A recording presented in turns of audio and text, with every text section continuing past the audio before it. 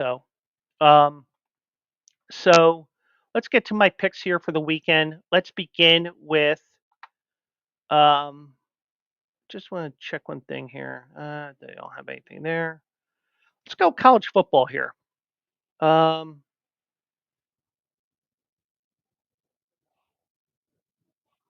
and let me draw up the screen here.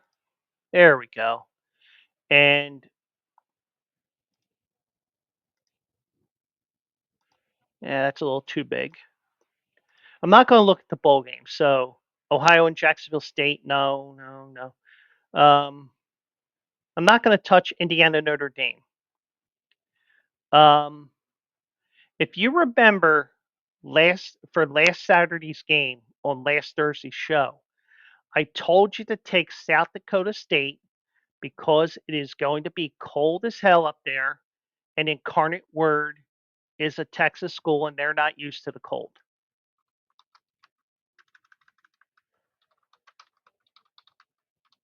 So I am pulling up the weather for State College, Pennsylvania. So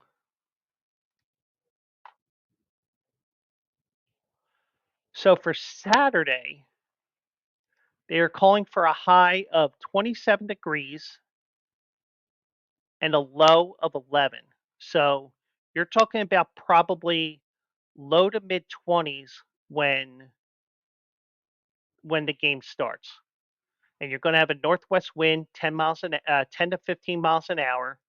And even though they played an weather game against Clemson, they're going to be playing in an ice box or what's going to seem like an ice box to them. Penn State, not only are they playing at home, they're playing within their own elements. They have body acclimation, you name it. So, as much as it pains me, because Mike knows my disdain for Penn State and everything, I'm going to take Penn State, give the 8.5. I think Penn State wins by at least 2 touchdowns here. And it's not a slight on SMU, but the Smooths just um, they're not going to be used to that cold and they're not going to function as well. And I think Penn State is going to win this rather easily and advance to face Boise State in the quarterfinals at the Fiesta Bowl. Um, Ohio State plays Tennessee. Um, I don't know why I'm looking ahead like that, but um, is it me or does it seem like that the Ohio State coach is in trouble? You know, you lose to Michigan 4 straight times, you're going to be on the hot seat. But can he? But is he championship or bust? Or does he get a little bit of a reprieve if they get to, like, let's say, the semifinals? I think there's going to be some added pressure here on Ohio State to win. And also, Tennessee, even though they are a SEC school, and I'm doing finger quotes here and you can't see it, so I don't know why I just did that, but um, Tennessee, it isn't like they're a team. They're not like they're the Florida Gators playing in the extreme cold. They're playing in a cold weather site, but I think that they would acclimate a little bit better than what SMU would going to State College. There's going to be an upset. It's not going to be Clemson and Texas. It's definitely not SMU Penn State. Some people are saying Indiana can pull the upset here. I'm just steering clear of that game. I think Tennessee is going to upset Ohio State here, and that's going to grease grease the tracks for Ryan Day's dismissal. And I am taking Tennessee in an upset at plus 235 there to win that game outright. So my college picks for this weekend, I got Penn State minus 8.5 points. That is at minus 110.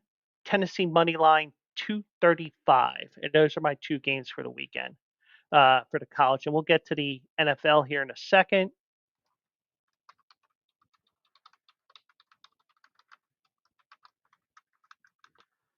Um, and don't mind me, I post them on my friend SJ's Discord. Part of it is that I can go back and catch up with the spreadsheet because I tend to forget that I have spreadsheets that I work on. So those are my two college picks. So let me clear that. Um,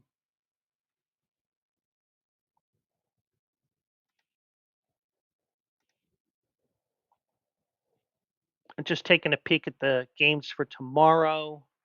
Hmm, nothing there. Uh,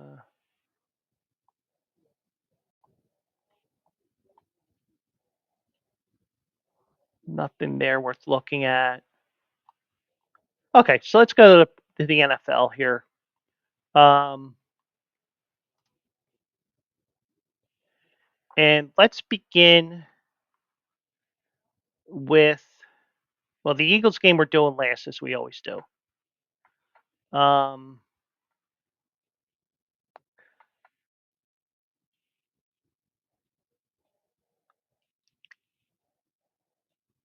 let's begin with Arizona and Carolina.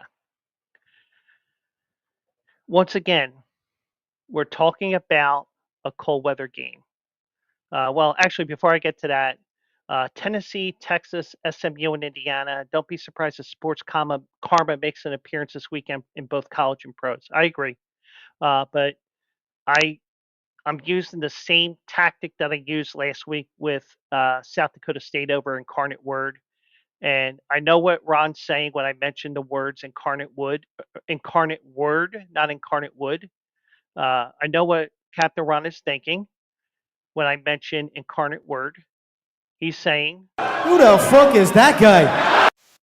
and I had to run that. Uh, so let's begin with Arizona and Carolina.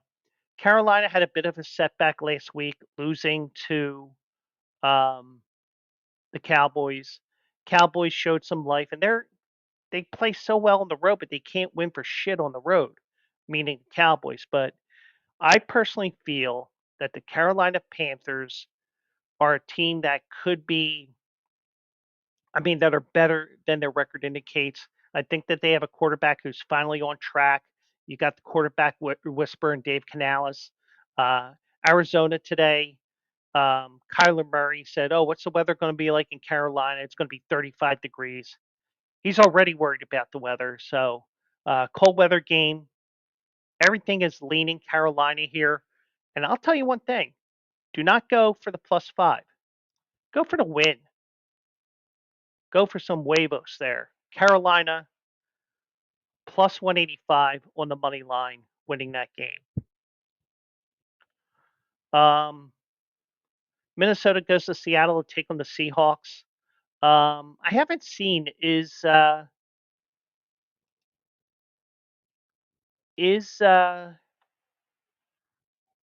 um I should know this because he's my quarterback on my fantasy teams. Is I think Geno Smith might be playing on Sunday.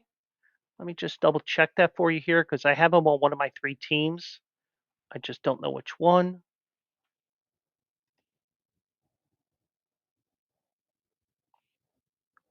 Uh, there we go. No, where the fuck is he?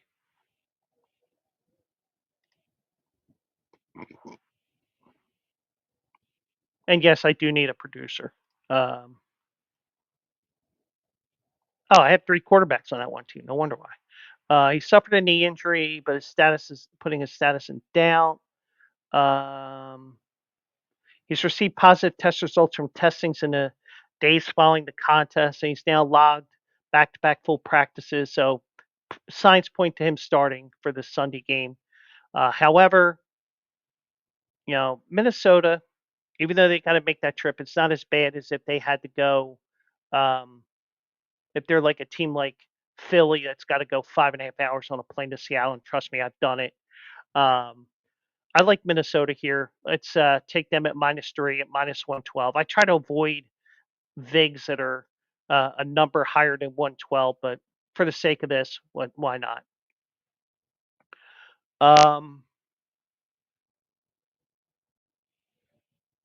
Tampa takes on the Dallas Cowboys. Tampa had a huge win over the Chargers, and you wonder, was it the Chargers looking ahead to Thursday night? Was it the fact that Tampa Bay has their weapons back over the last couple of weeks? Things like that. Dallas has only won one game at home, I believe. Let me double check that for shits and giggles. Dallas is 1-6 at home this year, and the only win they won was against the equally pathetic New York Football Giants. Um, Personally, I think that the losing at home continues. I think Tampa Bay wins this, and I think they win it rather easily here because they're playing for a division spot. Cowboys are fighting for their playoff lives. Um, I think that they're going to be out of the playoffs after this game.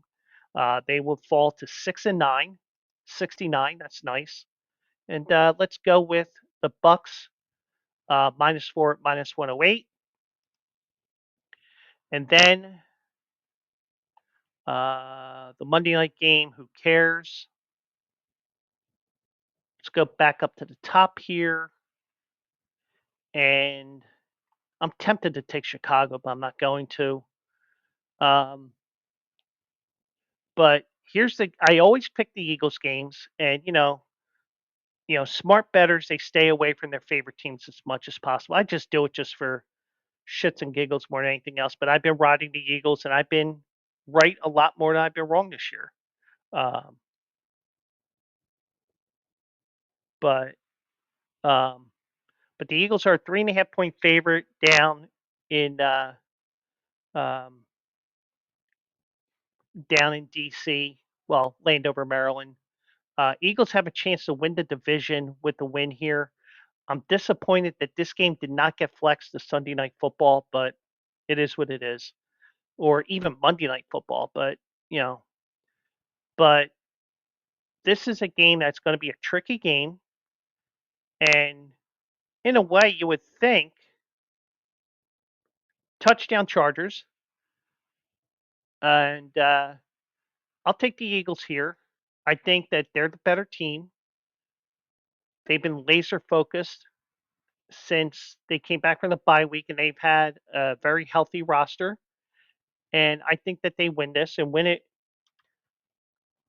by at least 7 points here. So I'll take the Eagles -3.5 at -110. So my NFL picks: Carolina money line 185, Vikings -3 at -112, Buccaneers -4 at -108, and then the EAGLES Eagles -3.5 at -110. So yeah, Gino's list is probable. It's basically what I was saying, but I missed that, so I apologize, Ron. So that is going to be it for this show. Just a reminder,